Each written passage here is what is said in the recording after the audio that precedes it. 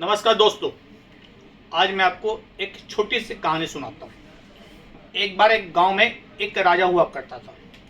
वो राजा अपने प्रजा को बड़ा खुश रखता था और ख्याल रखता था। एक बार ऐसे वो मंदिर में दान धर्म के लिए गया तो देखा एक भिखारी मंदिर के नीचे भीख मांग रहा है। राजा को दया आ गई और उसने उस भिखारी को बुलाया, एक स्वर्ण मुद्रा उसे दी।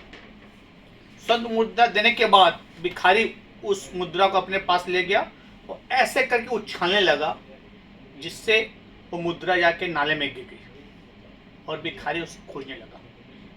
राजा ये सब एक्टिविटी उसकी देख रहा था।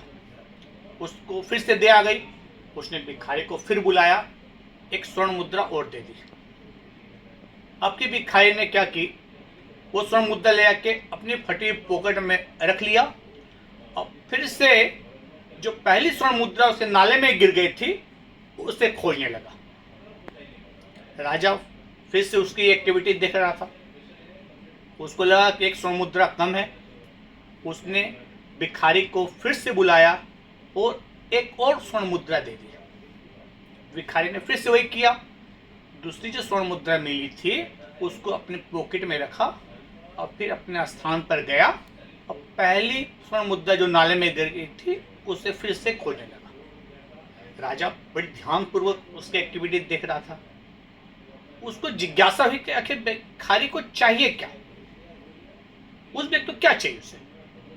तो ने उस भिखारी को अपने पास बुलाया और राजा साहब ने पूछा कि भाई, मैंने आपको एक मुद्रा दी, उससे कम पड़ा, तो मैंने दूसरी मुद्रा दी, उससे कम पड़ा, फिर भी आप पहली मुद्रा जो नाले में गिर गई थी उसे खोजे, बात क्या है।